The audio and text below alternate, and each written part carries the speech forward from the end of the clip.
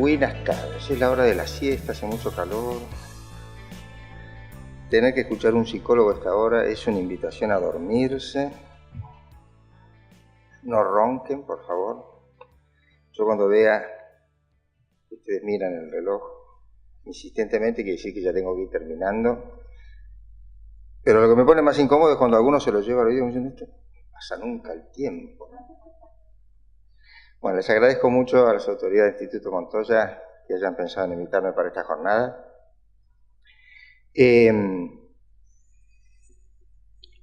La idea, la frase central de esta participación es de la represión a la frustración, y hoy tiene un subtítulo que es el valor de la interdependencia es más maduro que el valor de la independencia. Porque estamos en el año de la independencia nacional, del bicentenario, y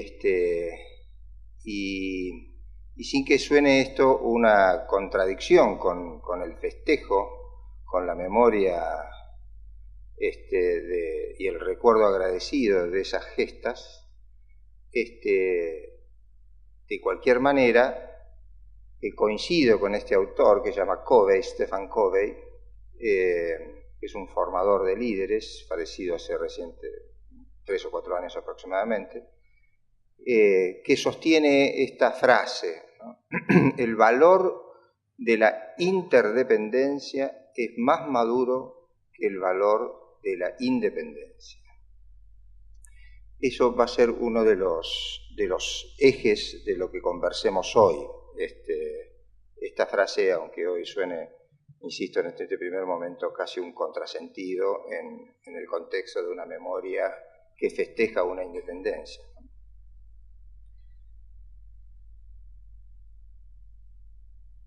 Aproximadamente 100 años atrás, a mitad de camino entre la fundación de nuestra patria y nuestros días, los días que hoy transcurren, Sigmund Freud, como ustedes saben, el fundador de la escuela psicoanalítica, un verdadero revolucionario mundial de la psicología, con la cual en lo personal tengo cercanías y lejanías al respecto de sus conceptualizaciones.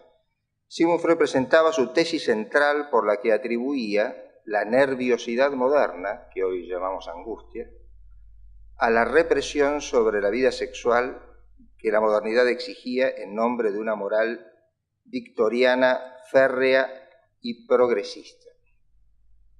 Efectivamente, en estas primeras obras de Freud, sobre todo de las primeras obras que incursionan en la dimensión social del hombre, Freud hace por primera vez la presentación de esta tesis central, que consiste en que lo que hoy llamamos angustia, en aquel entonces con un lenguaje más médico se llamaba nerviosidad, está producido porque en nuestra constitución, la constitución de nuestra subjetividad, esta subjetividad propia de una organización biológica determinada para Freud y determinada por impulsos, concretamente el impulso sexual, la necesidad de adaptarse a las exigencias de la vida moderna de aquel entonces, lo que ya se llamaba por supuesto vida moderna, exigía la represión de la sexualidad por razones educativas, morales, etcétera, etcétera. Y que esa represión sobre la energía central de nuestro psiquismo, en la visión de Sigmund Freud, producía, insisto, esta acción inevitable, pero patógena. La represión era tanto inevitable a los fines de poder convivir, pero al mismo tiempo generaba enfermedad. Y el signo de esa enfermedad era lo que hoy llamamos angustia. Un siglo después de esta insistente prédica que propone la libertad como emancipación, la adultez como sinónimo de autonomía, y el vínculo como un estorbo, la angustia, sin embargo, crece en nosotros. Los psicólogos tenemos más trabajo que nunca, gracias a Dios. Los fabricantes de psicofármacos también. La violencia sugiere que el diagnóstico quizás sea otro entonces. La angustia pareciera ser, y esto no es una idea originalmente mía, me adhiero a aquellos que sostienen esto, que la angustia, hoy presente en nuestras sociedades, de una manera, no sé si mayor que antes, distinta, propia de cada momento cultural e histórico, la angustia hoy denota no tanto represión, porque la represión está bastante superada en más de un frente, por ejemplo en el sexual, sino desilusión, desencanto y desesperanza.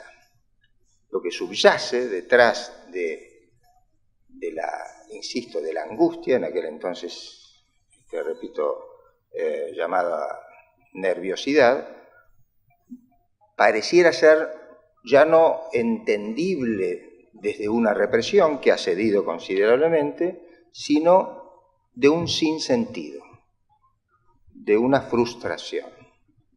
Desde hace décadas ya se sostiene esto, entre otros, lo ha sostenido Viktor Frankl, que fue originariamente psicoanalista, seguidor de Sigmund Freud, pero que por su formación personal, por la experiencia fuertísima por la que atravesó de sobrevivir en un campo de concentración, a él y a algunos de sus familiares, alguna hija y su mujer fallecieron en este campo de concentración. Bueno, Viktor Frankl, un psiquiatra austríaco muy conocido, con el cual tuve el gusto de intercambiar algunas cartas, porque la Fundación Arquea a la que pertenezco lo invitó a que formase parte del consejo de redacción de una revista que publicamos hace muchos años, psicológica, y Viktor Frankl accedió a formar parte de ese consejo de redacción, nos mandó un artículo inédito, etcétera. Un hombre, nosotros no podemos decirnos propiamente que pertenecemos a la escuela frankliana, pero con el cual hemos tenido mucha cercanía, un hombre ya fallecido hace ya unas décadas. Y él fue, en el mundo occidental, uno de los primeros, por lo menos que masivamente, y en los ámbitos académicos con mucha difusión, sostuvo que en rigor no era ya la represión, sino el sinsentido, que la angustia estaba producida básicamente por un sinsentido. Esta es un poco la idea central que queremos desarrollar. Digo, no sé por qué uno habla en plural como si fuese una cátedra majestática, ¿no? Que quiero desarrollar, que les propongo. No hay nadie acá al lado mío, tengo que hacerme responsable solamente yo de lo que diga. Esta es la idea que traje para compartir y que si es posible podamos, y nos da el tiempo, dialogar un poco sobre lo que ahora conversemos. La idea no es tanto hacer afirmaciones doctrinarias, sino tratar de citar algunos autores, valernos de algunos textos, en los que yo en lo personal creo que están señalando cosas que están ahí a la vista de nuestra realidad, de nosotros mismos, de nuestra cultura, conversar, meditar sobre ellos y avanzar en una línea de pensamiento. Bien, una de las notas de la cultura actual, entendiendo por cultura ese plexo de convicciones, ese plexo de creencias, hoy se les puede llamar paradigmas, que constituyen los lazos interpersonales en una comunidad determinada, sea una nación, una familia, se habla análogamente de la cultura de una empresa o de un colegio, o sea, ese núcleo de convicciones, de apuestas, más o menos explicitadas. Esa es nuestra cultura, por decirlo así, con sus más y con sus menos. Que por supuesto no es homogénea, aún dentro de un mismo ser, de una misma comunidad, de una misma institución, hay distintos sectores, no es idéntica en cada uno de los miembros, pero que la cultura no es algo que exista en lo cósmico, existe dentro nuestro. La cultura, nuestra cultura, está dentro de nuestra piel. Hablar de nuestra cultura es hablar de nosotros, no es hablar de algo que pasa, es hablar de características nuestras. Y por supuesto, entre otras cosas, por eso no se puede hablar de la cultura como si fuese, insisto, algo homogéneo y unívocamente característica de todos. No se puede hablar de la cultura masculina, de la cultura femenina, salvo por acercamientos, por analogías, pero nunca en forma unívoca y concluyente. Pero una de estas características o momento actual de la cultura, a mi entender, es la desaparición de la experiencia de progreso. No porque la palabra no se utilice, tiene incluso en el orden político mucha difusión, da pertenencia a determinado tipo de pensamientos, pero sin embargo, el sujeto actual, nosotros, más allá de las distintas edades que tengamos, los habitantes de estos inicios del tercer milenio, no pareciera ser que vivimos con una expectativa de progreso en el sentido simple, no ideológico. Progreso, la actitud progresista de nuestros antepasados consistía en esta convicción, acertada o desacertada, según fuese la realidad consecuente, pero la convicción de que el mañana iba a ser mejor. Podían discutir mucho entre ellos qué había que hacer para que fuese mejor, o por qué iba a ser mejor, o de qué manera iba a ser mejor. Pero nuestros antepasados tenían la convicción de que el futuro iba a ser mejor. Quizás no en el orden estrictamente personal, que le iba a resultar muy duro, pero que sus hijos seguramente iban a vivir en un mundo más próspero, más seguro, más humano, más libre, más igualitario, más solidario, etcétera, etcétera, que el que ellos habitaban. Era una convicción. El progreso estaba en la expectativa de nuestros padres, de los abuelos o bisabuelos de ustedes. Si nosotros recordamos o averiguamos o humeamos en la historia de nuestras propias familias, en los hábitos, hasta en el nombre que le ponían a sus hijos. Mi padre tenía, por ejemplo, un amigo cuyo padre lo había llamado, el padre era un anarquista, santafesino, y le había llamado Sol Libertario. Ustedes dirán que tenía mal gusto, ¿no? Pero Sol Libertario. Fíjense, qué fuerte connotación de un amanecer que prometía la liberación. Sol Libertario Rabasa se llama. Fue un químico importante, un investigador del CONICET muy importante de la ciudad que vivió mucho tiempo en Santa Fe, aunque el origen de él era hacia el sur de la provincia.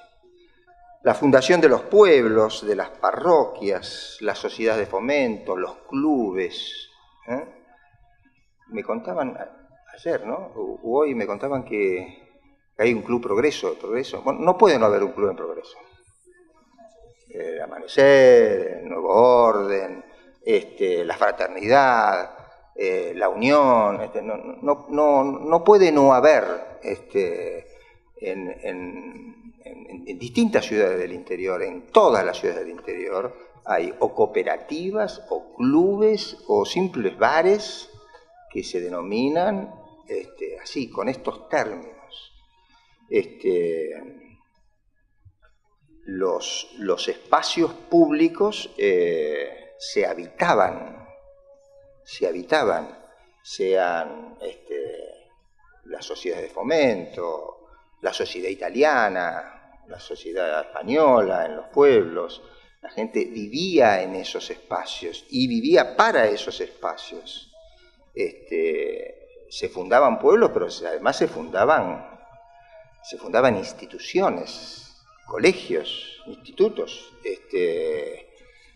Y le repito, el humor, no en el sentido de comicidad o no, sino el tono subjetivo, la expectativa, la convicción, era que el futuro iba a ser mejor. Y se apostaba a eso. La gente no era más irresponsable que nosotros y por eso tenía muchos hijos. Traía hijos al mundo con la convicción de que el mundo los iba a acoger, iban a crecer, etcétera, etcétera. Y emprendía tareas y objetivos que quizás nunca hubiesen concluidos ellos, por supuesto, y quizás sus hijos o sus nietos, etcétera. Me refiero por progresismo a eso, no tanto a tal o cual definición entre ideológica o política, de tal o cual signo de izquierdas o derechas, liberales o anarquistas, sino a esta simple disposición de la subjetividad de avanzar y de querer formar parte de ese avance hacia el futuro. No porque tuviesen una vida más simple que la nuestra, sin duda mucho menos confortable, muchísimo menos confortable, altamente conflictiva, en el orden político, en el orden económico, en donde era mi familia, del sur de la provincia de Santa Fe, los problemas eran con los malones, entonces por tres venían los malones y arrasaban un pueblo, o sea, no la pasaban mejor que nosotros y por eso tenían la pretensión de que el futuro iba a ser más venturoso. No, era una apuesta, era una convicción, no era la demostración fáctica de un hecho, era una convicción por la que desde esa convicción determinaban sus acciones. Entonces, insisto, entiendo por progresismo esta disposición, no tanto la utilización política que con aciertos o desaciertos se puede hacer echar mano hoy, que quisiera tomar distancia de los techos políticos para analizar las realidades. Bergoglio, cuando era cardenal de la ciudad de Buenos Aires, en una homilía mencionó que los hombres y mujeres que nos precedieron construyeron con aciertos y errores una historia que nos pertenece y de la cual nos debemos hacer cargo. Sí, nuestra historia es dramática y llena de contradicciones, muchas veces violentas. Tenemos que leer nuestro pasado y superarnos, no volver a caer como en un sino trágico en sus derroteros y huellas. Se nos impone mirar nuestro pasado con más cariño para hacer crecer y consolidar una cultura del encuentro y un horizonte ideal compartido. Efectivamente, uno podría decir, bueno, se equivocaron. El futuro no fue tan venturoso. Fueron sus convicciones, pero se equivocaron. De cualquier manera, hoy se sigue discutiendo por qué las cosas no fueron así. Por ejemplo, me acuerdo un filósofo con el que tuve suerte de formarme en la Fundación Arge desde muy joven, nos leía una vez las editoriales de un diario francés que comentaba los vuelos de los primeros aeroplanos, ¿no? Y en esos comentarios, el escritor, el editorialista, leía el augurio de un futuro en paz, porque los vuelos de estos primeros aeroplanos iban a borrar las fronteras entre las naciones. Según alguna teoría, las fronteras son la causa de la guerra, la diferencia produce conflicto, por eso en el siglo XIX y XX se intentó por momentos borrar fronteras, o se intentó acuñar un idioma universal que se llamaba Esperanto para que todos hablásemos lo mismo y no hubiese diferencia porque las diferencias producen conflicto. Distintas matices culturales, por supuesto, pero desde los primeros vuelos de los aeroplanos eran comentados en clave auspiciosa. Los aeroplanos iban a acercar las naciones, acercar los pueblos, etcétera, etcétera. Pocos, ni siquiera una década después, de esos mismos aviones, primeros artefactos que volaban, se tiraban bombas, primero con las manos y luego más desarrolladas. Fíjense lo que significó el contraste, o sea, esos mismos aeroplanos, diseño y prodigio técnico de la modernidad, se convirtieron en instrumentos de una guerra terrible.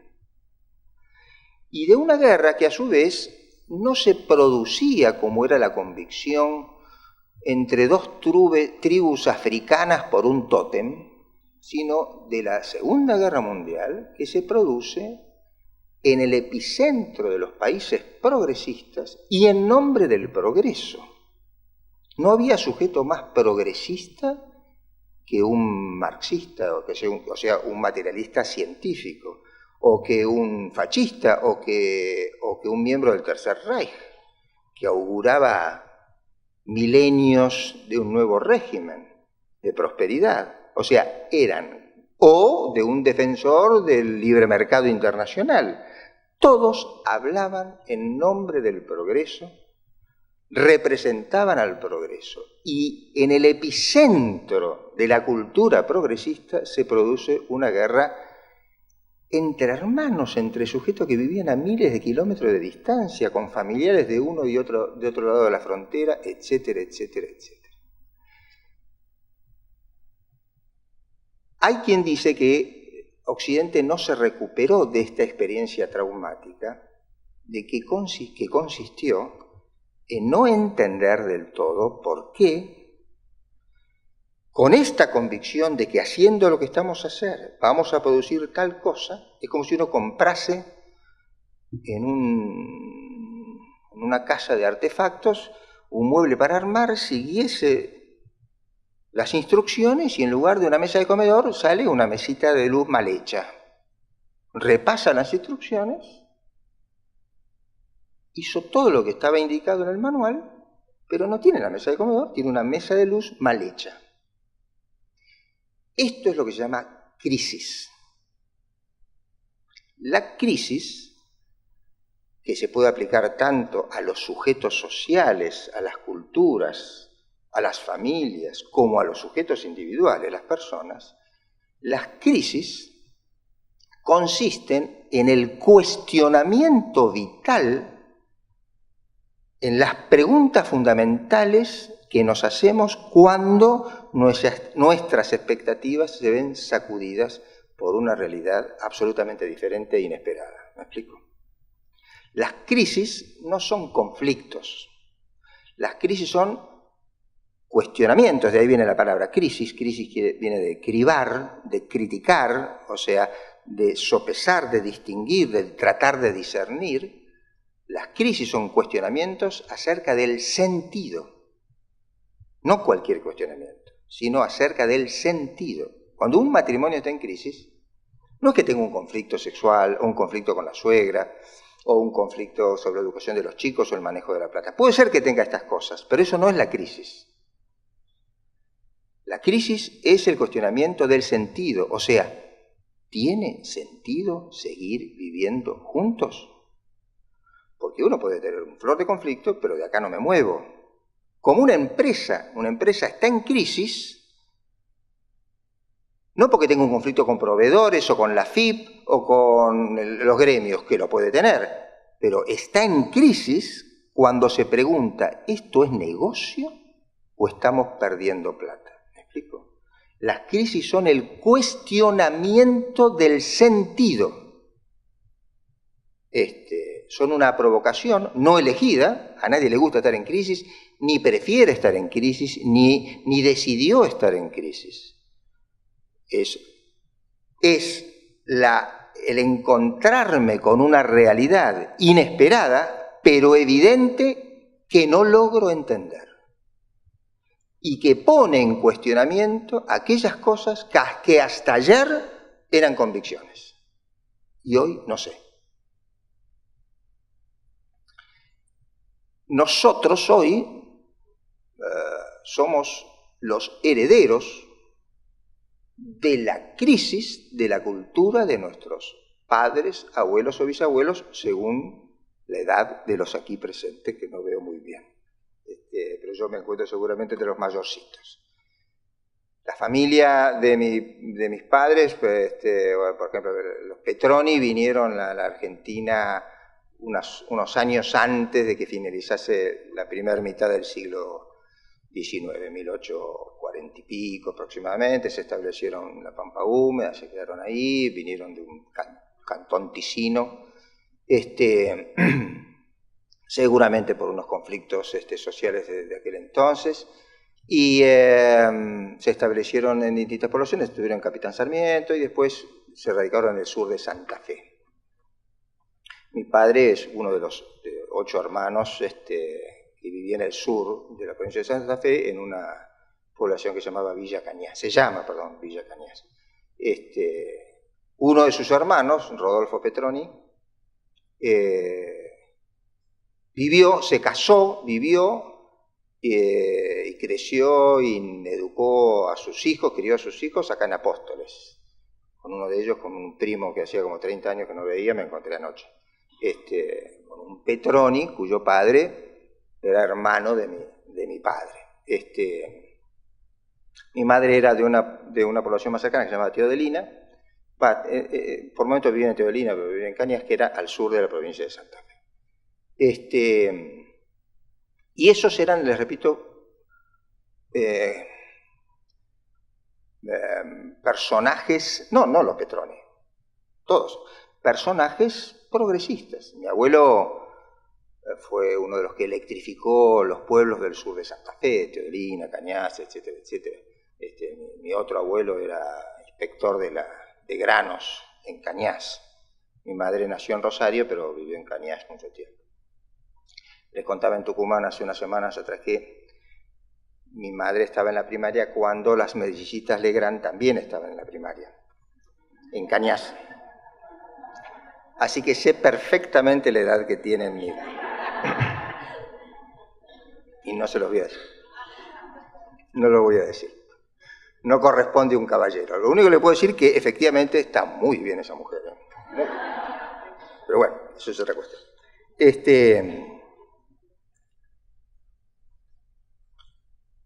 Una abismal crisis de sentido atraviesa a la cultura occidental de hoy. Lo heredado de nuestros padres se desfonda en nosotros. Podremos criticar lo recibido, seguramente debemos hacerlo, pero en todo caso se trata de la crítica a nuestras propias vidas, porque no dejaremos de ser hijos de esa cultura. Y la cultura, en su arjé, en su idea primigenia, no está en otro lugar que no sea en nuestra propia intimidad. Los productos de la cultura, la técnica, el arte, la política, etc., se ofrecen como sus indicios, aún como sus signos, pero el urdiembre debemos buscarla en nuestra subjetividad. Solo se halla dentro de nuestra piel. No se trata de la primer crisis de sentido por la que atraviesa una cultura. Quizás no sea la última. Es simple y dramáticamente nuestra crisis de sentido.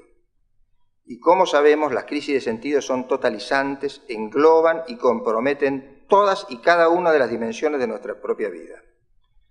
Nuestras vinculaciones con el cosmos, con los otros y con nosotros mismos. Ya que, parafraseando a Dostoyevsky, si el todo tiene sentido, todo tiene sentido. Pero si algo no tiene sentido, nada tiene sentido. Esto decía Dostoyevsky con respecto a Dios, ¿no? Si Dios existe, todo tiene sentido. Si Dios no existe, nada tiene sentido. Y si todo tiene sentido, todo tiene sentido. Aún este infortunio que me lo quisiera sacar de encima y no le encuentro razón de ser. Y si nada tiene sentido, ni el Ki ni 6 tiene sentido. ¿Me explico? Nada tiene sentido. En estas ecuaciones las realidades son absolutamente antagónicas, por decirlo así. Nadie está un poquito vivo o un poquito muerto. O está vivo o está muerto. O tiene sentido o no tiene sentido. Hoy, esta crisis de sentido hace que nuestra subjetividad sea muy distinta a la de nuestros antepasados, a los originarios, a los que originaron nuestras poblaciones, los institutos que habitamos, los primeros apellidos que tenemos que vinieron del exterior, aquellos que pelearon por el ideal de la independencia. Nuestras subjetividades son distintas. Somos humanos y tenemos las mismas características humanas que el resto y que los que vengan también, pero nuestra forma de ser humanos es distinta. Nunca del todo conocido para nosotros mismos. Hoy el sujeto vive, sobre todo en las grandes metrópolis occidentales, vive el futuro en clave amenazante. El humor hoy es apocalíptico. La convicción es que mañana se va a complicar más la cosa. El arte, cuando sitúa la acción, por ejemplo la literatura, sitúa la acción en un futuro, 2030, 2040, y es en clave apocalíptica. Manhattan después de los mutantes, o seres extraterrestres que dominan la Tierra. O sea, yo no estoy insinuando, y además no estoy diciendo que el futuro vaya a ser así. No sé cómo va a ser. Yo creo que no va a ser así. Pero lo que estoy diciendo es que según lo que se observa en las subjetividades, en nuestras subjetividades, nos lo imaginamos así. Nos lo imaginamos así. Entonces, como ocurre y ha ocurrido en otro momento de la historia, cuando el sujeto imagina el espacio social en clave conflictiva, apocalíptica, se repliega sobre el espacio privado. Desatiende lo público, lo común, y se ocupa de lo suyo, de su propio negocio, de sus propios intereses más inmediatos. En el mejor de los casos de su familia, y quizás ni siquiera de eso. O en el mejor de los casos de su gremio, y quizás ni siquiera de eso. O sea, la reducción, lo que se llama hoy la reducción al espacio privado, esto de que el sujeto se repliega sobre espacios no públicos, sino privados, sobre su casa o sobre la habitación dentro de su casa, indica que el sujeto no vive lo comunitario en clave esperanzador. Y se repliega. Claro, el efecto es la agudización de la dinámica, porque cuanto más yo entrego lo público en manos de los especialistas, de los políticos, de los funcionarios responsables, es como entregar el interés de mi salud en manos del médico. A nadie se le ocurriría. En principio, pregúntate vos por tu salud. Bueno, nosotros entregamos la suerte de nuestras comunidades en manos de los funcionarios. Las cosas no andan muy bien, nos replegamos más. Algo vamos a tener que hacer para romper este círculo vicioso y salir al encuentro y ocupar el espacio público, no en clave de ganar la calle necesariamente en el orden político, sino de hacernos cargo que el espacio público no es anónimo. Hay que personalizar los espacios públicos. Detrás de cada espacio público hay alguien que lo concibió, hay un grupo que decidió, que dedicó decenas de su vida a crear eso. Entonces, hay personas, hay historias personales, biografías personales. No funcionan por inercia cósmica. Pero el repliegue sobre el espacio privado, comprensible, es a su vez simultáneamente suicida. A esto es, insisto, como notas alrededor de esto que afirmamos, de que no soy demasiado original, porque es algo sostenido en ámbitos tanto clínicos como académicos, como políticos, que aún en el orden económico, las sociedades occidentales se encuentran en crisis, y que a su vez, paradojalmente, las crisis, los momentos extremos, no elegidos, involuntarios, etcétera, etcétera, son también provocaciones. Ya está bastante dicho de que las crisis son oportunidades. Son aquellas ocasiones en donde, como ya no puedo seguir atándolo con alambre, o lo arreglo o lo cambio. Pero no lo puedo seguir atando con alambre. Como cuando un sujeto establece, la crisis, una cosa es tener un conflicto hepático, como decíamos, la diferencia entre conflicto y crisis, o un conflicto digestivo, y otra cosa está la salud en crisis. La salud en crisis es en cuestionamiento. El cuestionamiento es si uno está más cerca del arpa o de la guitarra, como dicen, ¿no? Entonces, es la pregunta sobre el sentido. ¿En dónde desemboca esta situación? ¿En la recuperación de la salud o en la despedida? Entonces, evidentemente, y como todos nosotros sabemos, las situaciones de crisis, aún en el ámbito de la salud, son verdaderas provocaciones y ocasión de cambio. Hay un autor, André Leuf, un maestro de espiritualidad, que pone el acento no en la dinámica virtuosa de la espiritualidad, sino en la gracia y la acción de Dios como el recurso sanante, no tanto mis convicciones y fortalezas. André Leuf tiene un libro que se llama A merced de su gracia, casualmente, y en uno de los capítulos dice, y no es sarcástico, ¿no? Es una afirmación dramáticamente esperanzada, dice que no hay nada más fértil que un hombre en la medianía de su edad, sentado sobre las ruinas de su proyecto, sin entender qué pasa. ¿Y qué pasó? Me explico. Y dice, esa persona, haciéndose esas preguntas, está en una situación mucho más fértil que lo que estaba tiempo antes, haciendo convencido todas aquellas cosas que lo llevaron a la crisis. ¿Me explico? Antes estaba bárbaro, uno le preguntaba, estaba espléndido, y sin embargo, todas esas cosas que él llevaba a cabo lo llevaron a la crisis. Esta situación es mucho más dramática, pero es una verdadera oportunidad, por decirlo así. Bien, vamos a saltear algunos textos para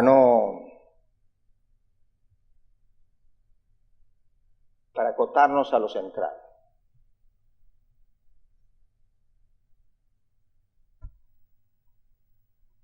Bien, retomando aquello de Freud, vamos a leer un extracto de un artículo de un psicoanalista argentino, Carlos Volnovich, un psicoanalista, un discípulo freudiano, un psiquiatra, un hombre de una formación muy sólida.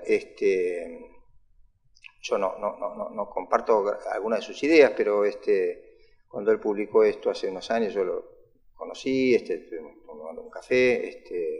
Él pertenecía a toda una generación, un hombre un poco mayor que yo, que pertenecía a una generación de psicoanalistas de izquierda en la década del 60, 70, en la ciudad de Buenos Aires, y escribió un artículo de donde están extraídos estos párrafos, en función de lo que estamos conversando.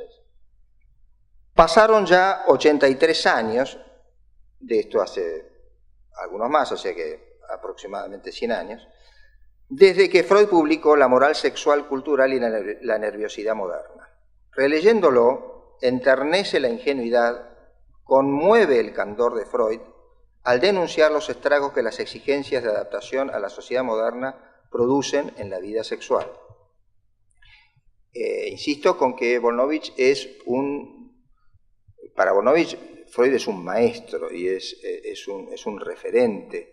Este es un artículo crítico que pretende ser superador de aquella visión de Freud, pero con el agradecimiento de un discípulo.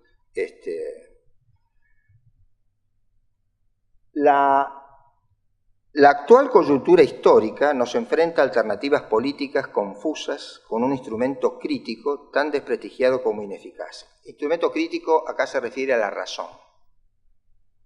La razón, en el periodo de origen de la modernidad, por ejemplo, de mis bisabuelos, la razón era el instrumento de desarrollo central, la diosa razón incluso, como se decía unos años antes, era el instrumento central. La razón nos iba a apartar del oscurantismo, nos iba a permitir superar religiones, supersticiones y magias, etcétera, etcétera, e iba a producir el progreso, porque el progreso estaba causado por la ignorancia. Esta era un poco la tesis central. Bien, la razón también entra en crisis. Hoy está superada la confianza en esta diosa razón, por decirlo así. El instrumento crítico al que hace referencia acá está tan desprestigiado como ineficaz, se refiere a la razón. Se produce entonces el repliegue que sigue el camino previsible que conduce a la esfera de lo privado, de lo íntimo, desde la derrota en la esfera de lo político, de lo público. Esto que comentábamos antes es el sujeto ante la situación de crisis, cuando fracasa la construcción de una patria socialista. Para ustedes tengan una idea. Yo pertenezco a una generación, la primera generación que tuvo, la última generación que tuvo una infancia sin televisión. Fíjense qué viejo soy, que cuando yo era chico no existía la televisión. En mi casa la televisión llegó cuando yo tenía 12 años. Mi infancia transcurrió sin televisión. Para bien y para mal. No quiero que tenga una psicología más pura y una intimidad más contenida, porque no tengo... No. Para bien y para mal. Y pertenezco a su vez a la última generación que tuvo una adolescencia y juventud con ideales revolucionarios. Yo en la facultad era delegado de un sector de los años, cuando estaba en segundo, tercero, cuarto, quinto año. El delegado de la otra sección era un militante que después se descubrió que tenía en su casa la imprenta de leer más grande de la Argentina, una generación que era capaz de matar o dejarse matar por un ideal. Muy loco, ¿no? Si ustedes quieren. Pero bueno, eran nuestras características. Entonces, cuando Volnovich, que pertenece a este grupo que se les llamaba en aquel entonces los psicobolches, o sea, los psicólogos de origen de izquierda, cuando Volnovich habla que previsible que conduce a la esfera de lo privado desde la derrota de la esfera de lo político, de lo público, es porque su generación y sus convicciones fracasaron. Entonces, él ve que hubo toda una convicción social que se malogró. Y entonces, bueno, como comentábamos en el encuentro de Tucumán, o sea, la gente se repliega sobre lo privado, se borra de los clubes para hacerse socio de un gimnasio, porque los clubes son un incordio, porque viene alguien a pedirme que colabore con la Sociedad de Cultura para juntar unos pesos, para comprar unos libros para el colegio no sé cuánto. Pero entonces yo me hago socio de un gimnasio, no le doy bola a nadie, me pongo los auriculares, me pongo frente al espejo, corro mirándome a mí mismo. Me encanta ser visto, que nadie se dé cuenta, que yo me doy cuenta que soy visto. Se trata de mirar sin que el otro se dé cuenta que yo miro. Todo un juego narcisista. Bueno, ese repliegue, antes yo crecí en un club, por ejemplo, pero los clubes hoy pierden espacio porque se alquila la cancha de pádel, como pasé el otro día anoche por uno acá, se alquila un gimnasio y punto. Y no tengo compromisos comunitarios. Por eso hay un autor que dice que hoy los espacios, él les llama los no espacios. La gente va a está cómodo ¿en dónde? En el lobby de un hotel, en un aeropuerto, en un shopping donde la gente no se encuentra. ¿no? Entonces le llaman los no espacios. Así propuesto, este retroceso a una multiplicidad de individualistas postula una libertad, la circulación de un deseo, la plusvalía de un goce tan absoluto como vacío. Postula una libertad que se entiende como la ganancia del poder, la ganancia de la autosatisfacción. Tan absoluto como vacío. Vacío, hueco, en el sentido de que lo permite todo. El joven puede hoy construir el proyecto que quiera, menos la integración en un proyecto colectivo. Para Bornovich esto es un proyecto político neoliberal que empuja hacia una marginalidad inevitable en la que el adolescente, el joven adulto, es llevado a negar su condición de sujeto y a destruir su historia. Marginación y aislamiento individual convertidos en fenómenos masivos.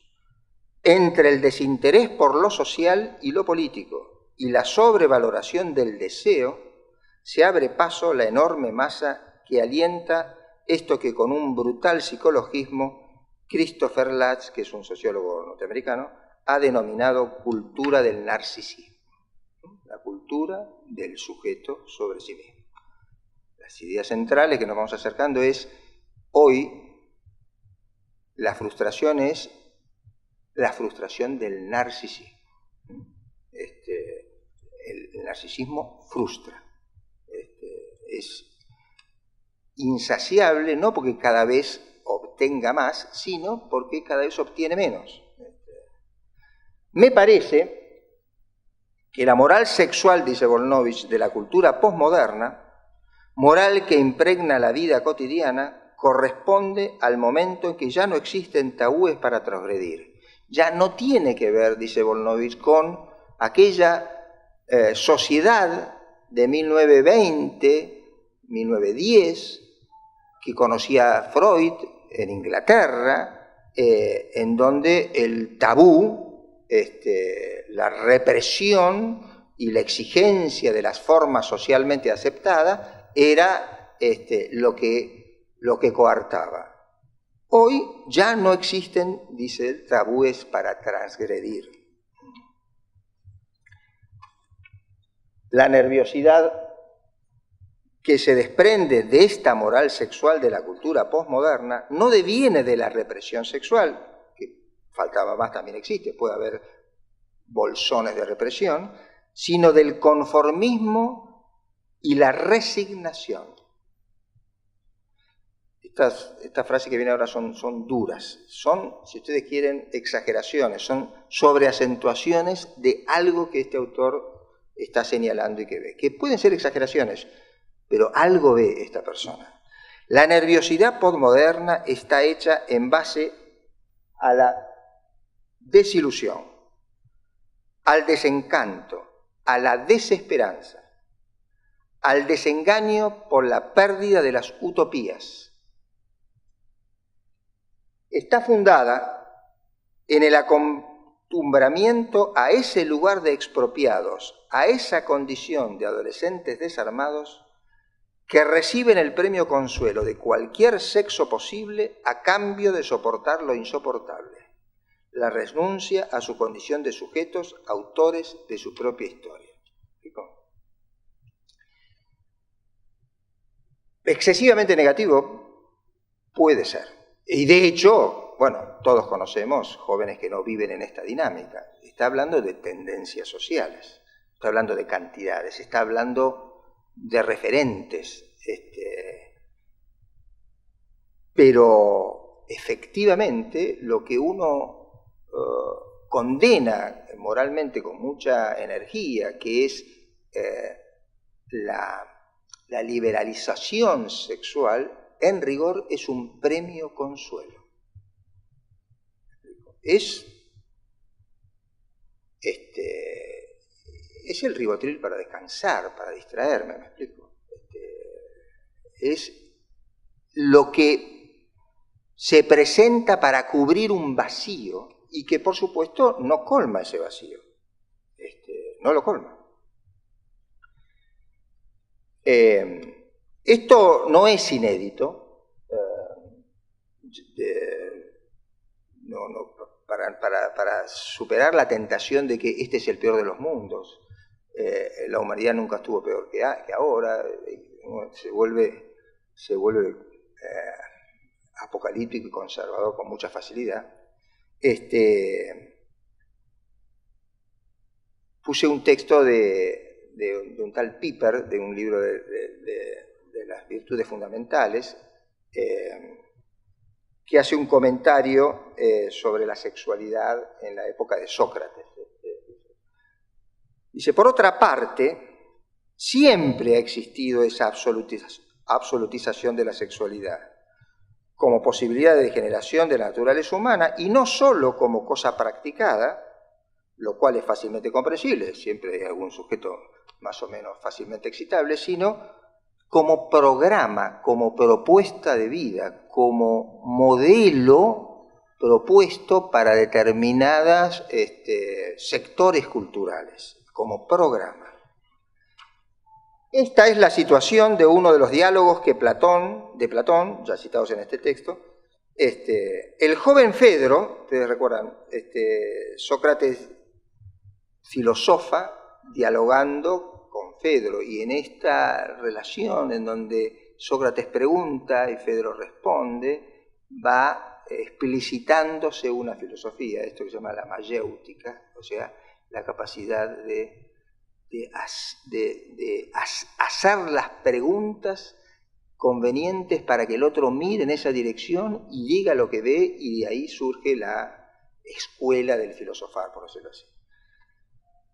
Fedro, este discípulo, va corriendo al encuentro de Sócrates como poseído y embrujado, de vuelta de una reunión de intelectuales vanguardistas como se presentaba ya en aquel entonces, estamos hablando antes de Cristo, a los que Platón, porque estos diálogos están escritos por Platón caracteriza sobre todo por una negación de las normas tradicionales sustentadas por presuntuosos argumentos, por una técnica de la vida altamente ilustrada y por una total falta de escrúpulo en cuanto al disfrute de lo que piden los instintos. O sea, estos sectores de la cultura de vanguardia, desarrollados, sofisticados, etcétera, con estas características. Y Fedro,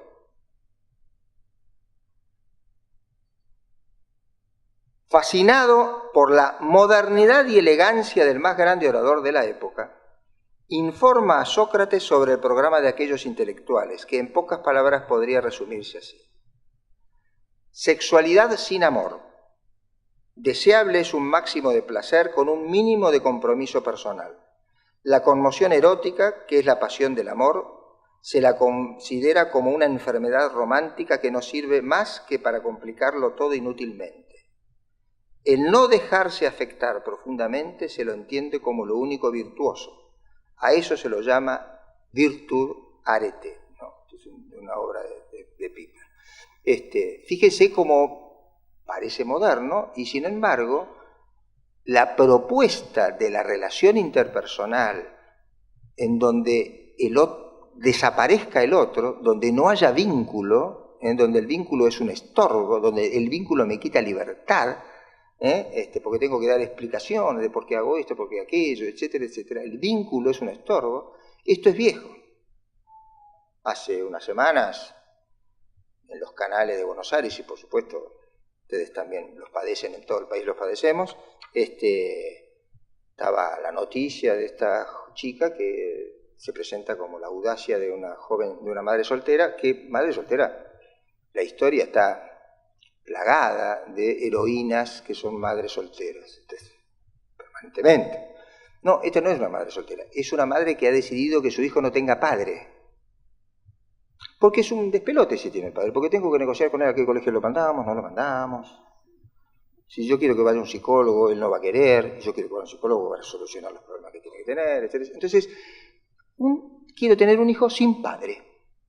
¿Qué tanto?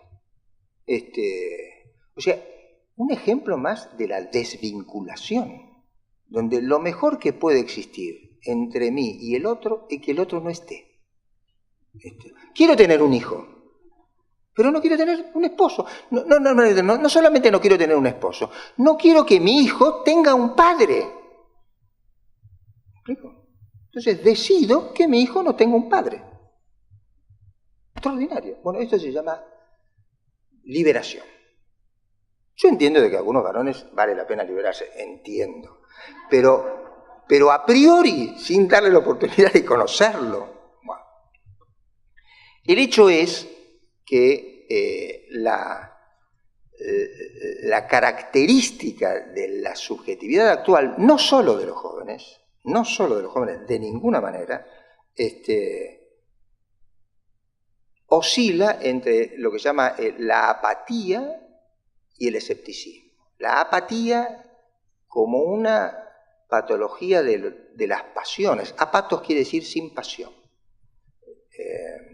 Incluso la modernidad creció en algunos sectores con la convicción de que la pasión era patológica y que la razón, para Kant, por ejemplo, el sujeto debía erradicar hasta el máximo posible la pasión y su racionalidad ser tirana de la pasión. Bueno, la pasión desaparece y el escepticismo, o sea, deja de haber un bien atractivo y una verdad cognoscible. Por eso hay una frase de Lewis, este escritor inglés, que es que por cada alumno que debe ser prevenido de los excesos en la pasión, se hallan 10 que deben ser despertados del letargo y del aburrimiento. El problema no es el exceso de pasión, es el sinsentido de la pasión. Porque si la pasión tiene como sentido el otro, ese deporte que quiero aprender, esa chica que quiero que me preste atención, si ese es el sentido de la pasión el otro, es inevitable, porque quitar la pasión es regarlo. Como decía muy escépticamente un escritor inglés, el incendiario de los 20 es el bombero de los 40, ¿no? O sea, hay que dejar que la pasión pase, porque después la madurez lo torna un poco escéptico, por decirlo así, como sinónimo de maduración. Eso es triste, realmente, es triste. Uno, por suerte, a veces encuentra gente grande que tiene ideales y se calienta por sus objetivos como si fuese un adolescente. No es solo un problema central de los jóvenes. No lo pude hacer porque técnicamente soy bastante subdesarrollado, pero un amigo de 65 años, que es más joven que yo, así que yo tengo más de 65, imagínense, tengo 66, un amigo mío me mandó un correo al grupo de amigos. Y el correo son tips para mayores de 60. Me dio pena y me dio vergüenza tener más de 60. Este amigo es un amigo que nos conocemos 55 años. O sea, pertenecemos a un club. Mi mamá, para sacarme de la calle, me hizo socio de un club. Mi mujer era socio de ese club y de su familia de hace tiempo. Nos conocimos, nos pusimos de novios cuando yo tenía 14 y yo 15 años y nos casamos, etcétera, etcétera. Bueno, y de este grupo de matrimonios, uno de ellos me manda. Es un señor que tiene un poder adquisitivo considerable, no como Petroni, un señor poder adquisitivo considerable, tiene hijos que son jugadores de fútbol, 2 hijos jugadores de fútbol, uno en retirado, otro en ejercicio, de nivel internacional, no juegan en el país hace muchos años, etcétera, etcétera, mucho dinero, no tiene zozobras, etcétera. Entonces me manda este adjunto, pongo, y aparecen viejitos, así como Petroni, un poquito más grandes, con leyendas, ¿no? Entonces, dice, leyenda y una música de fondo, como todos los adjuntos, una música de violines. Entonces, aparece la foto de un viejito y dice, es hora de usar el dinero que ahorró durante toda su vida y no guardarlo para que lo disfruten los que no conocen el sacrificio de haberlo conseguido. ¿No? ¿Qué hijo ni nieto? ¿Tenés plata? Listo, dedicate, ponele, invertirlo a vos, hacé la tuya, reduciste el espacio privado, diría, etcétera, etcétera. Otra, deje de preocuparse por la situación financiera de hijos y nietos. No se sienta culpable de gastar su dinero en usted mismo. Ya les ofreció lo posible como buena educación. Ahora la responsabilidad es de ellos. ¿Qué tanto? Otra, por si no lo entendió del todo, sea un poco egoísta, pero no usurero. Salga a pasear y dese los gustos, aquellos gustos de los cuales se privó para darle educación a sus hijos, etcétera, etcétera. O sea, las propuestas para los grandecitos como nosotros son igual que para los jóvenes. No el error sexual porque no nos da el cuero, pero en el sentido de la vida es lo mismo. La misma reducción al ego. Por eso no nos peleemos tanto con los jóvenes, porque muchas veces es envidia más que otra cosa, ¿no? Hablando en serio, el narcisismo no es exclusivo de los jóvenes de ninguna manera.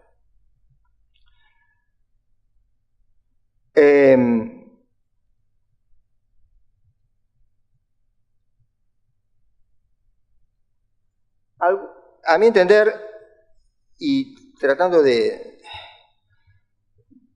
presentar una visión no originaria en mí, no originaria en el sentido de acuñada inédita por mí, sino que me adhiero a aquellos que piensan así, que sea una propuesta alternativa a una subjetividad que entiende la madurez como la autonomía, como la desvinculación.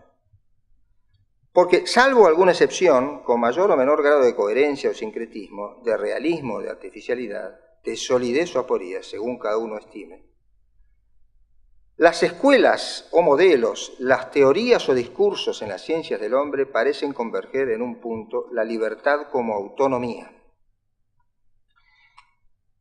Juan Pablo II definió el eje central de la cultura occidental, de la modernidad, del iluminismo, lo que en otro sentido se llama iluminismo, como el proyecto del hombre autónomo.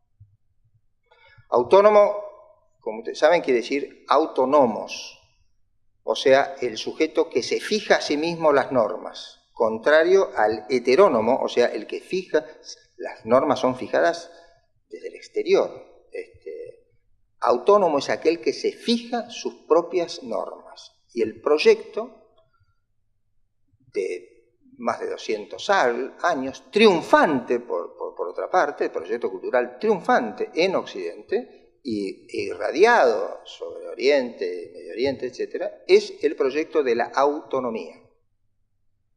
En los momentos originales de este proyecto, la autonomía era la autonomía de la razón con respecto a la fe, para que la razón se despliegue, crezca, no esté engrillada, etcétera, etcétera. Entender la libertad como liberación de. Ser libre significa ser libre de. La libertad no es algo que el sujeto ejerce en sí mismo y en sí mismo, dentro de sí mismo, sino que es la liberación, es sinónimo de liberación. De liberación. La libertad no es concebida hoy como un don, sino como lograda o perdida en un conflicto. Me constituyo en el conflicto. Según esto, no solo mi libertad, sino mi mismo yo surge de un conflicto, como por ejemplo sostiene Freud. Freud sostiene que la instancia psíquica yoica surge del conflicto entre los instintos y la realidad. Conflicto con la realidad, conflicto con la autoridad, conflicto con la historia, conflicto con el otro. O sea, la libertad consiste en arrebatarle al otro mi poder de decisión, porque o lo tiene él o lo tiene el otro. Es más, todos nosotros hemos sido educados en que mi libertad termina donde comienza la libertad del otro. Ahora esto, si yo entiendo que mi libertad termina donde comienza la libertad del otro, entiendo lo que se quiere decir, pero esta formulación lleva necesariamente a entender que el otro es un límite a mi libertad. Por supuesto. Entonces, si mi libertad termina donde comienza la libertad del otro, si no hay una libertad en el nosotros, como si la libertad es solo del yo, nunca del nosotros. Entonces, la relación con el otro hay que minimizarla a la menor escala posible. ¿Me explico? Entonces, la realidad de la vida humana es que nosotros no nacemos en un yo, nacemos en un nosotros. Ese primer nosotros es un nosotros simbiótico. Desde la perspectiva del niño, la relación entre él y la madre es una relación indiferenciada. La madre sí tiene conciencia de que su hijo es un otro, el chico no. Él y su madre son un nosotros inmaduro, indiferenciado, simbiótico se le llama. En la medida en que el chico crece, aún por la maduración neurobiológica y su maduración psicológica, etcétera, etcétera, va descubriendo su yo en la misma medida y en la misma dinámica en que va conociendo lo otro. Yo no puedo conocer mi yo si no es en referencia a lo otro. Es como conocer lo agudo sin tener experiencia de lo grave. ¿Cómo puedo conocer lo oscuro si no tengo experiencia de la luz? ¿Cómo puedo conocer lo frío si no tengo experiencia de calor? ¿Me explico? O sea, las experiencias son experiencias dialógicas, de vinculación. Entonces, a lo largo de estos primeros años de vida, el sujeto va desarrollando su yo. En la adolescencia, ese yo, a su vez, es llamado a tener primero una intimidad y luego a construir algo, un proyecto, etcétera, etcétera. El amor es la experiencia de un nosotros, no solo el amor interpersonal. Entonces, entender la libertad personal y la maduración como la autonomía, la independencia, el techo madurativo es el yo, es impedir la maduración sucesiva del sujeto hacia la experiencia nosística. La primera experiencia es nosística y la experiencia cúlmine es nosística. Lamentablemente, la psicología nace como ciencia en el formato que nosotros la conocemos y en el formato académico que hoy es vigente, etcétera, en el epicentro del proyecto del hombre autónomo, fin del siglo XIX, principio del siglo XX. En el epicentro, a raíz de lo cual las formulaciones son generalmente en línea de este proyecto y se entiende que la madurez es la autonomía, necesariamente.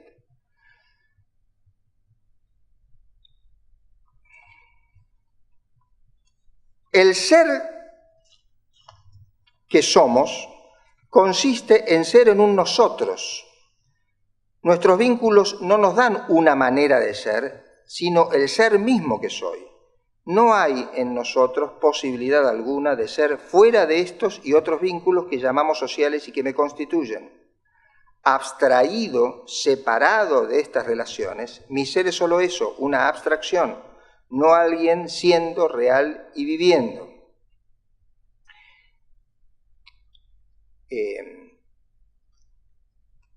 Occidente, desde siempre pareciera ser, ha resaltado la experiencia de la singularidad,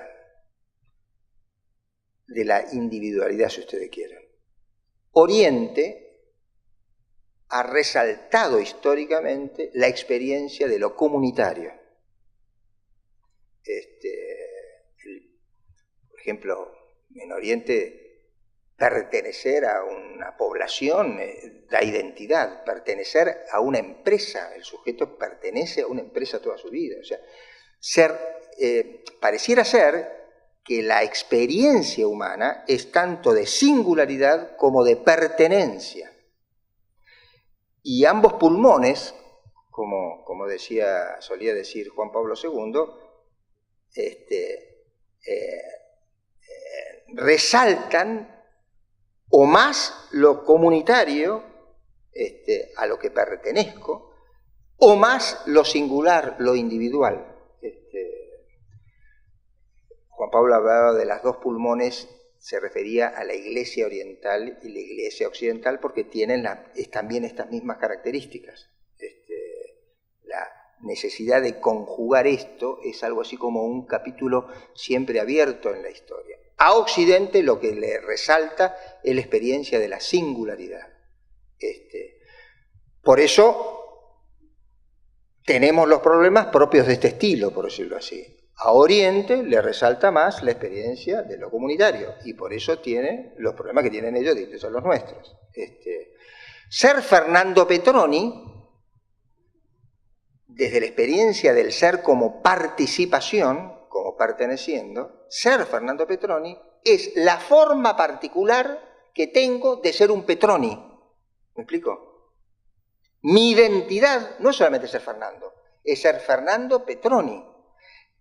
Está también los Fuertes, o sea, es el apellido de mi madre. Uno lo sintetiza en Petroni, pero mi identidad, ¿quién es? Ser un Fernando Petroni Fuertes. Mi madre se llamaba Fuertes. Volviendo sobre el tema, los chistes de los nombres, se llamaba Fuertes de apellido y mis abuelos con un muy buen tino le pusieron Dolores de nombre, pobrecito. Entonces yo soy un Petroni Fuerte, soy un Fernando Petroni Fuerte. O sea, soy esta forma única e irrepetible de ser un Petroni Fuerte. Mi hermana es Doris Petroni Fuerte, ¿me explico? O sea, para poner un ejemplo de cómo en nosotros se da la mezcla, pero en mi subjetividad, en la forma en que en quién soy yo, el por qué veo las cosas así, es porque nací en esta familia, porque mis padres decidieron ir a Buenos Aires antes que yo naciese, por esto, por aquello, y todas esas cosas que los otros decidieron hacen que yo tenga estas características y no otras. Lo extraordinario, lo misterioso, es que este sujeto que está en plena vinculación tiene misteriosamente una singularidad libre. Esto es lo asombroso, la singularidad libre. Porque la irrepetibilidad se da hasta en los cristales de roca. No hay un musgo igual al otro. No es la individualidad lo que le da dignidad al hombre. Porque no solamente el hombre es irrepetible genéticamente. Aún un cristal de roca es irrepetible. Nunca hay dos exactamente iguales. ¿Me explico? Entonces, lo extraordinario es que esa particularidad es libre. Pero no libre de no pertenecer. Libre para pertenecer de esta manera única e irrepetible. ¿Me explico? No existe la libertad de no pertenecer. Puedo intentarla, puedo intentar no respirar y no depender del ambiente. Puedo. No me va a ir bien. Puedo intentar hacer un edificio con tales y cuales características.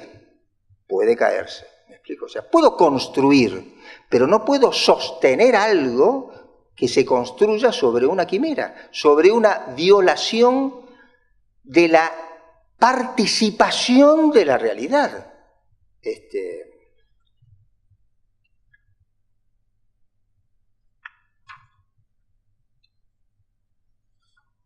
El ser de cada uno de nosotros emerge de una cadena de otros personales y naturales,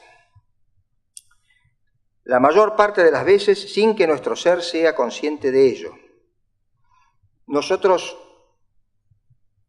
venimos y aparecemos en una cadena de otros naturales, en el sentido que tienen estas características genéticas y no otras, estas biologías, y personales también, que tomaron esta decisión o aquella,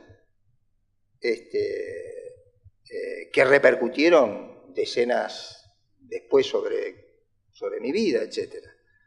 No estaríamos aquí si no fuese por esa cadena y complejidad de otros, conocidos y desconocidos, porque uno conoce mínimamente no solo lo que es, sino todo lo que hay dentro mío, por decirlo así. Afortunadamente yo no tengo que reflexionar sobre cómo estoy digiriendo los sanguchitos que comí hoy. No tengo que... Se produce la digestión. No tengo que estar tratando de acordarme palabra por palabra de lo que está diciendo. Me acuerdo, en la medida en que tiene sentido, me acuerdo. En la medida en que no tiene sentido, no me acuerdo. O sea, y a su vez, de lo que no me acuerdo, no quiere decir de que no esté registrado en mí, aunque no tenga recuerdo consciente de eso. Entonces, no hay que reducir nuestro ser a lo que podemos reflexionar de nuestro ser o de lo que tenemos conciencia. Dentro de nuestra historia hay muchísimo más de lo que nosotros somos. Y muchas veces tenemos que rectificar nuestra historia y darnos cuenta que en rigor esto de lo que nos quejamos mucho tiempo, en rigor, fue gracias a esas cosas que produjeron otros efectos. ¿Me explico? El don de ser no nos es concedido directa e individualmente, sino siempre solo y mediante los otros. No es que Dios, a mí, conmigo, una comunicación directa. No, es la participación en una totalidad de la que soy mínimamente consciente. Mínimamente consciente. La familia es el universo primero y más cercano que nos recibe. El término universo hace referencia a la asombrosa y misteriosa relación de unidad y diversidad de todo lo existente. Si un universo quiere decir que es la unidad de muchas cosas diversas, muchas cosas diversas, muchos seres diversos. Ese término universo es tanto aplicable a la absoluta totalidad del cosmos como a cada una de nuestras pequeñas familias, tanto a lo enorme, inconmensurable, como a mi acotado barrio o a esa comunidad en la que conocemos a cada uno de los integrantes.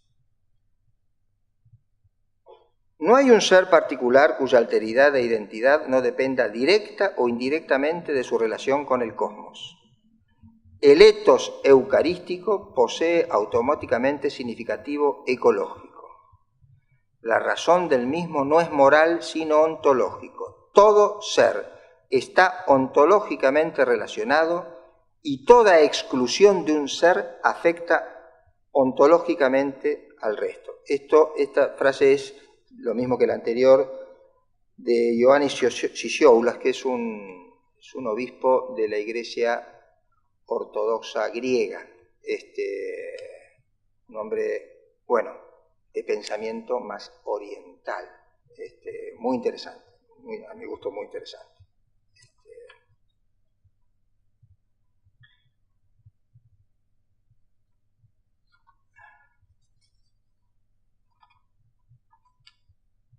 Decíamos, yo soy un nosotros, en un nosotros, y según ese nosotros, y nada fuera de ese tal nosotros. Cada uno de nosotros nació en otro, que es nuestra madre. Cada uno de nosotros nació en otro, generado a su vez por un nosotros esponsal de nuestros padres. Desde siempre, desde la evidencia de nuestras primeras experiencias, somos en otros. Mucho más allá de con qué cualidad moral, madurez o conciencia de ello vivió aquella pareja a nuestra concepción, más allá de si la deseaban o no, o si la vivieron en alegría o con tortuosos pesares. Pero somos hijos gracias a que en libertad ambos, o al menos uno de ellos, nos recibió. Esa libertad, quizás simplemente deseosa de recibirme, o quizás mezclada, vaya a saber en qué proporción, con una vivencia de fatalidad. Pero en esa su particular mezcla me recibió. La libertad de ese tal otro, lejos de limitarme, es lo que permitió que yo sea. En lo que a cada uno de nosotros concierne, en ese acto de libertad de ella o de ellos, no ha constituido un límite a nuestra libertad, sino nuestra mismísima originaria libertad de ser. Imagínense si nuestras madres hubiesen pensado que la libertad de ellos terminaba donde comenzaba nuestra libertad y que nosotros íbamos a limitar su libertad. Si hubiesen hecho este razonamiento tan académico, tan propio de la modernidad, hubiesen quizás elegido no tener un hijo porque los iba a limitar en su libertad. No vivieron la existencia de un otro como la limitación de lo propio, porque lo propio era querer que yo sea. Ellos querían que yo sea, a raíz de lo cual que el que yo sea no era una limitación a lo que los que querían, era la confirmación de lo que yo quería. ¿Chico? Entonces, no es que el otro limita mi libertad. Dios se presenta como una comunidad de 3 sujetos. Esto es, 3 personas. Hay una otreidad insuperable en la persona del Hijo, al que la patrística denominaba el otro de Dios. A Cristo se lo conoció, se lo denominó el otro del Padre. No es la prolongación del Padre, no es la imagen, no, es el otro del Padre. El Cristo es otro respecto del Padre y el Espíritu. En el maravilloso misterio trinitario se ve la otreidad en Dios. Se superan definitivamente las visiones monistas que representaban a Dios como uno absoluto en el sentido de absuelto de toda relación. Dios es relación, no es absuelto de relaciones. Dios es relación, no es la relación, pero es en relación. Y relación de 3 libertades, 3 voluntades, que se caracterizan por amor y convergen, pero son 3 libertades.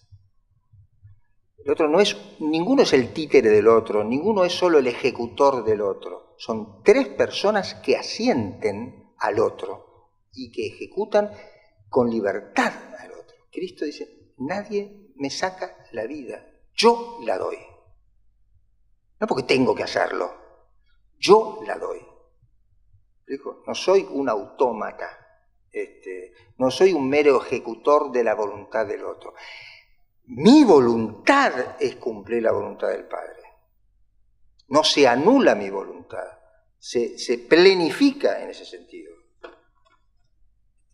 La otreidad no es entonces en sí causa de inconveniencia, sino la otreidad se convierte en don.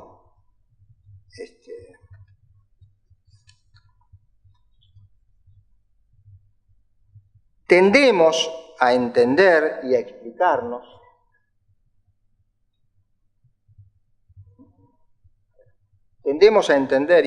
nuestro amor por los otros como algo producido por mí, que debo construir por mandato moral.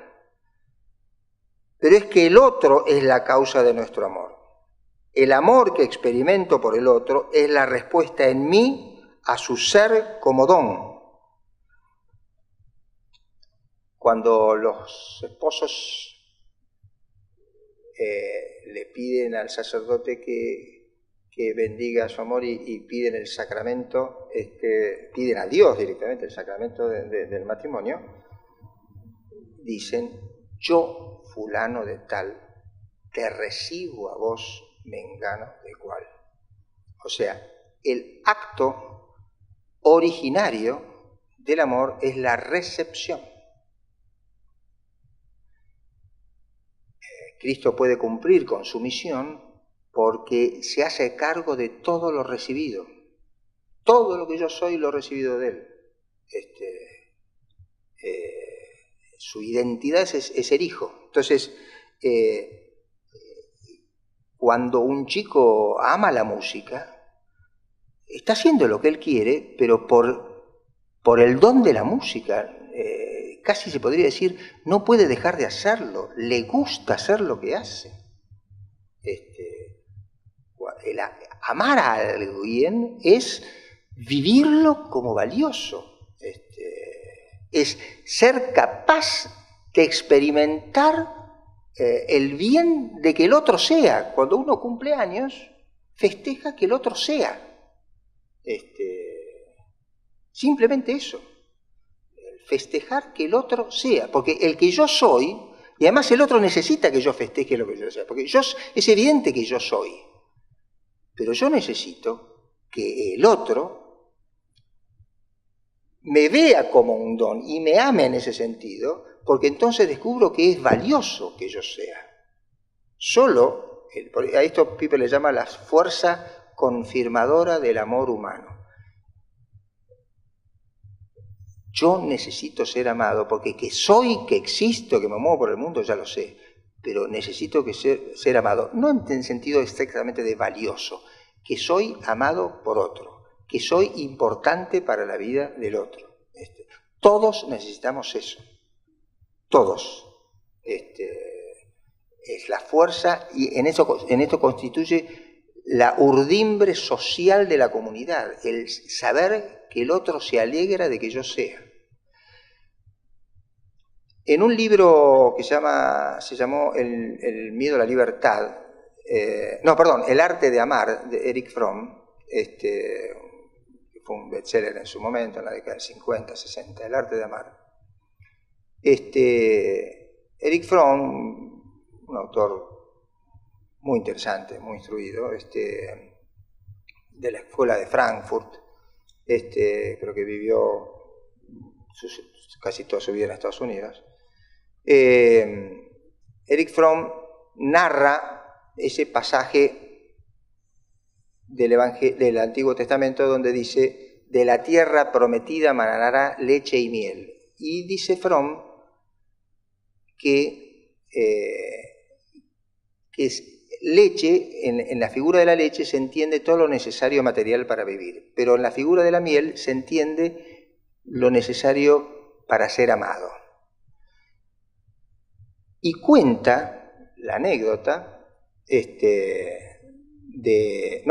los estudios de, recuerdo este psiquiatra americano que estudió el autismo infantil en la década del 50, aproximadamente, no me acuerdo el apellido en este momento, que hizo estudios, por ejemplo, con madres que estaban embarazadas y estaban presas, estaban detenidas entre rejas, y a algunas madres se les daba la opción de que su hijo estuviese hasta que ella recuperaba la libertad en un jardín de infantes, en una sala maternal, o que se criase con ella en la prisión.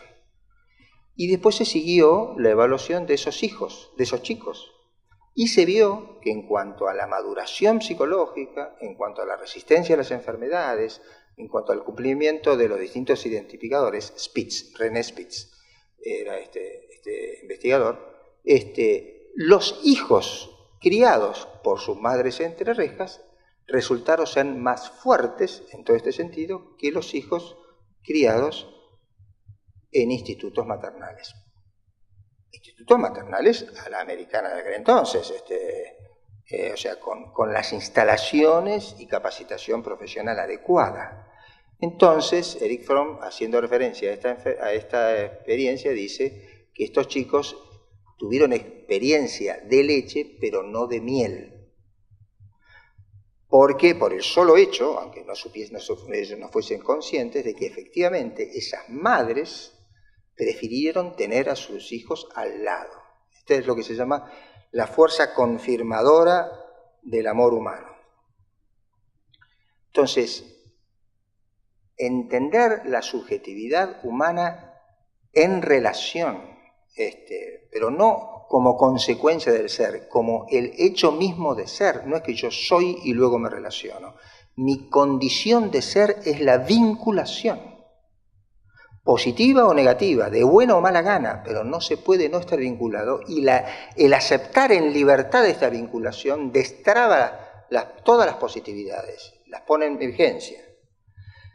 Tenemos que mirar hacia adentro de nuestras instituciones, de nuestras experiencias educativas, repasar los paradigmas de qué entendemos por ser persona, cómo es una persona madura, y preguntarnos cómo será posible reconciliar tanto en el orden de las conceptualizaciones sobre la subjetividad, cuanto en el de las prácticas y actitudes de vida de nuestros institutos y colegios, las experiencias de comunidad y las de alteridad. Cómo podemos vivir en esta oscilación permanente entre que somos otro y al mismo tiempo comunitarios. La de singularidad y la de pertenencia, que yo soy un único, irrepetible, y al mismo tiempo yo pertenezco a esta institución, como alumno, como directivo, como docente. Pertenezco no en el sentido de la vinculación jurídica, también. Pertenezco, mi identidad, yo haber estudiado en tal colegio, hace que yo sea quien soy, entre otras cosas. Para bien y para mal. pero hace que sea quien soy. Las experiencias de autodeterminación y las de asentimiento.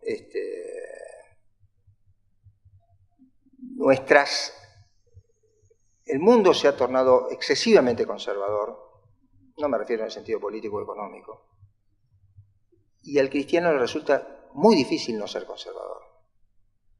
Juan Pablo, en una de sus últimas encíclicas, nos alentaba a ir mar adentro, y nosotros nos movemos en la orillita, en los lugares seguros, le tenemos miedo al mundo que viene, Tendemos a pensar de que los alumnos hoy son menos evangelizables que nosotros cuando éramos chicos, que los docentes hoy no tienen tanta disposición a la pertenencia como la teníamos nosotros cuando hicimos este instituto. Y son distintos, pero son menos evangelizables. O, de la forma en que me evangelizó ahora a mí, a este no da resultado. ¿Me explico? Son menos educables.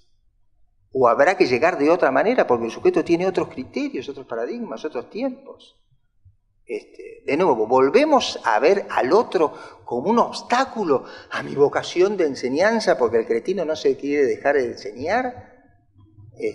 ¿No será que es nuestro problema, que el volvernos conservador y ver que no encontrarle la vuelta es porque estoy aferrado a mis experiencias, a cómo fueron las cosas conmigo? No estoy viendo suficientemente el otro. Y por supuesto, al no entenderlo, tiendo a rechazarlo. Y además de las instituciones, tendemos que mirar hacia adentro de cada uno de nosotros. Como yo les decía, el tiempo actual, salvo comunidades vivas, personas vivas, animadas por la gracia, no es un tiempo de esperanza, digamos, es un tiempo de temores. Vemos amenazas por todos lados.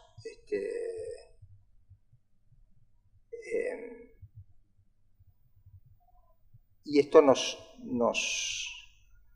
quita coraje, por decirlo así, nos quita libertad, sobre todo.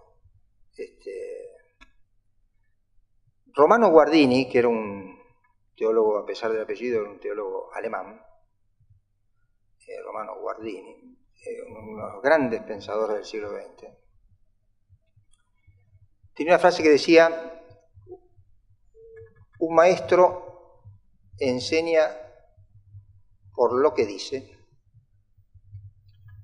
pero más que por lo que dice, por lo que muestra. Efectivamente, un maestro enseña por lo que dice porque el educando es racional, entonces la palabra, la logicidad de lo que se propone está presente y hay que explicitarlo, etc. Pero decía, pero más que por lo que dice, el maestro enseña por lo que muestra.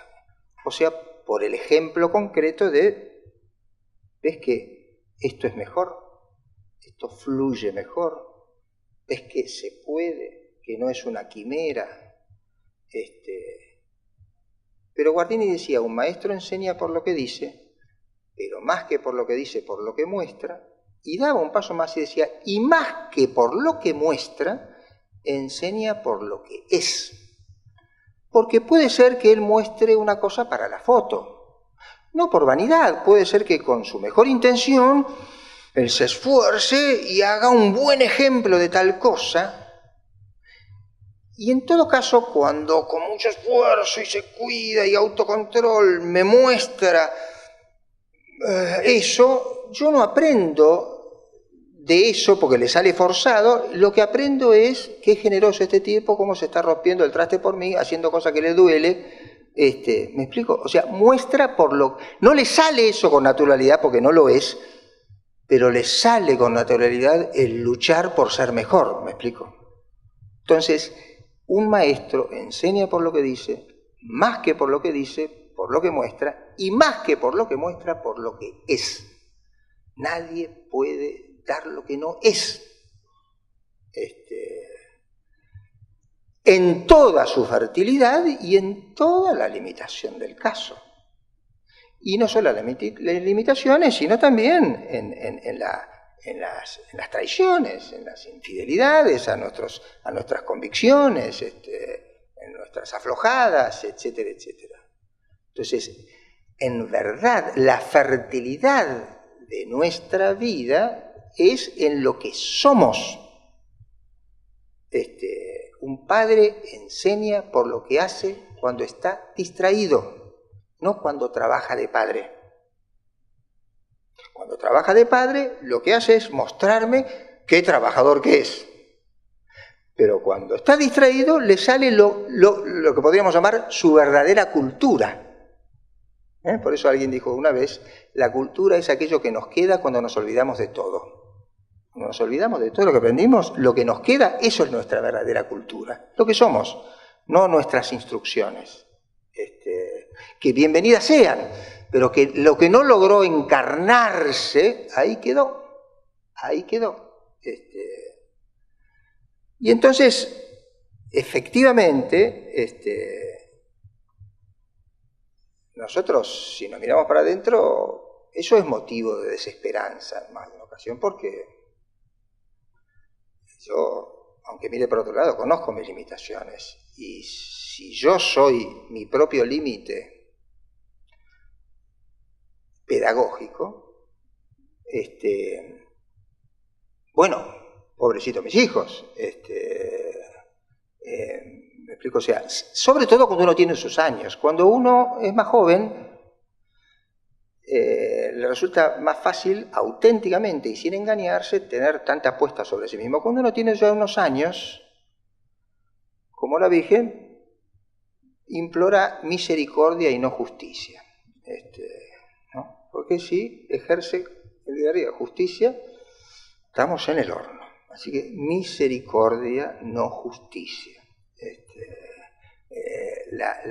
La conciencia de nuestra limitación, y no solo de nuestra limitación, nuestras infidelidades, nuestro no compromiso con las convicciones, etcétera, etcétera, si uno tiene unos minutitos para poder entrar en diálogo consigo mismo, en los más grandecitos está presente y por lo tanto nuestras desesperanzas están muy motivadas muchas veces de en quién o en qué hemos puesto nuestras esperanzas. Esto es una pregunta que nosotros nos hacemos, ¿no? ¿Dónde fundamos nuestras esperanzas? ¿En quién fundamos nuestras esperanzas? Por eso decíamos que efectivamente, no solo como dicen algunos artículos, pareciera ser que las crisis son verdaderas oportunidades para ponernos en eje. ¿En quién confiábamos? ¿En nuestras virtudes? ¿En nuestras convicciones? ¿O confiábamos en la gracia? ¿Confiábamos en Dios? ¿Me explico? O en todo caso, ¿cómo entendíamos su voluntad? Etcétera, etcétera. Por eso, siempre me resultó muy fértil esta afirmación de Pablo de esperar contra toda esperanza. Muy fértil, muy provocadora. Y creo que en aquel entonces esta frase sonó terrible, porque yo no sé si ustedes saben, probablemente sí, esperanza no es una palabra de cuño cristiano. Esperanza era uno de los dioses, una de las diosas, que cuando se cae y se rompe la caja de Pandora, se produce estallido de todos los dioses y, bueno, y estas tensiones en el cosmos según la mitología griega.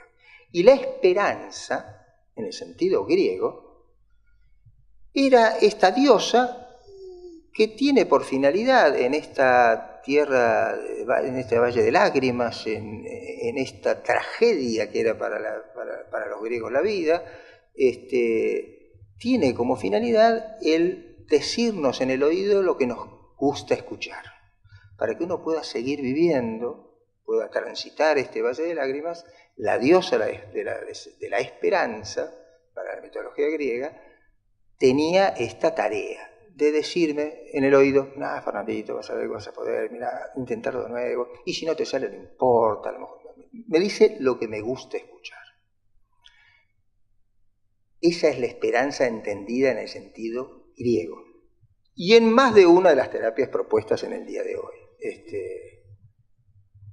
Pablo dice, esperar contra toda esperanza.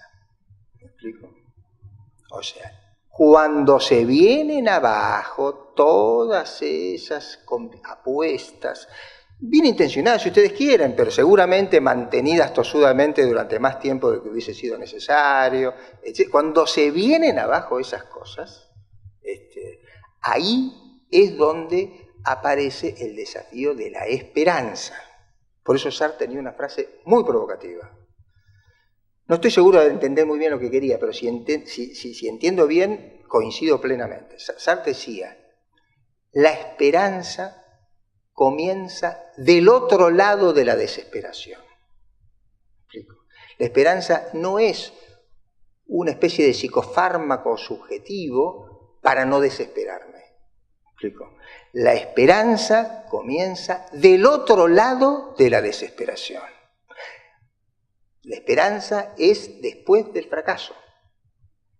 Después del fracaso, cuando se vinieron abajo mis planes, perfectos por supuesto, y santos y píos, pero mis planes, cuando se vinieron abajo mis planes, esto que decía hoy a la mañana el padre Álvaro, mis proyectos, cuando la realidad es la realidad tosudamente, y no como yo creo con el mejor de las intenciones que debería ser, etcétera, etcétera. Y cuando no entiendo por qué Dios no hace que las cosas sean como estoy seguro que Él quiere que sean, no necesita mis consejos. Entonces, en esa ocasión, en esa situación dramática, es donde comienza la posibilidad de nuestra esperanza. De nuestra esperanza. Y, bueno, como decía Guardini, porque cuando Dios es el que ama, ¿de qué no es capaz el amor, no? Bueno, muchas gracias.